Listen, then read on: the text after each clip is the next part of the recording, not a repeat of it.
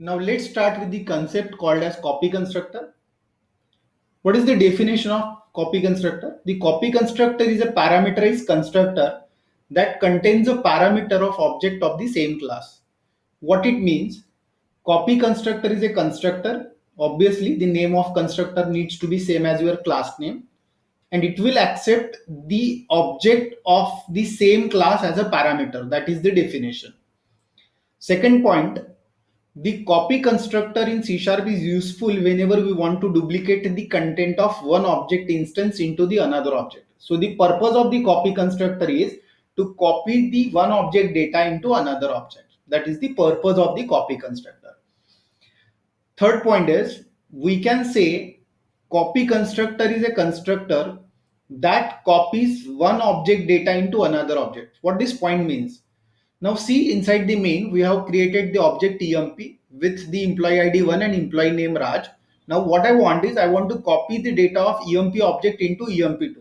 So what I'll do, while creating the object emp2, I'll pass the employee as a parameter to this, and this parameter emp will pass to the copy constructor, which copies the emp data into the emp2. And that is what the purpose of copy constructor. So what will happen when this particular line of emp2 gets executed? The employee2 objects get created. Obviously, whenever this object will get created, constructor will get called. While creating the constructor, it is passing the emp object, that is first object, as a parameter. So this emp object will be passed as a parameter to the copy constructor. From here it will jump to this copy constructor line. The parameter emp is now holded into the parameter obj. So obj.employee obviously hold 1, and obj.employee name will obviously hold Raj, because ultimately this data is available in emp, and that emp is now passed as a parameter to obj. Now this 1 and Raj is copied inside the employee ID and employee name, and this employee ID and employee name is obviously of object employee2. So employee2 dot id and employee2 dot name now will have the copy of employee, that is Raj and 1. So that is how the copy constructor works. Now let's move towards the understanding of this and running the same example. So here the same scenario is ready. Now let's try to run it and see the output of the same. So if you see the output, we'll see the data of the first and second object to be the same. So emp.print employee is giving me 1 and Raj, and emp2.print employee is also giving me the same data, 1 and Raj. So how this is happening and how this is working actually? So here I have created the employee with the parameter 1 and Raj. So this data is actually passed to this parameterized constructor, and this parameterized constructor is storing data into the variables.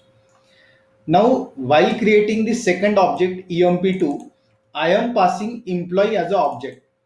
So as soon as you pass employee as an object to this, while creating the object of this class, this is going to get called the copy constructor. So this emp object is obviously sent to the obj object, and this obj.employee id is representing to 1. This, since because ultimately 1 and Raj are the members of emp, so emp dot id is 1, so that obj.id is also 1. emp dot name is Raj, so obviously obj dot name is also Raj. So this 1 and Raj is copied into the emp id and emp name of employee2.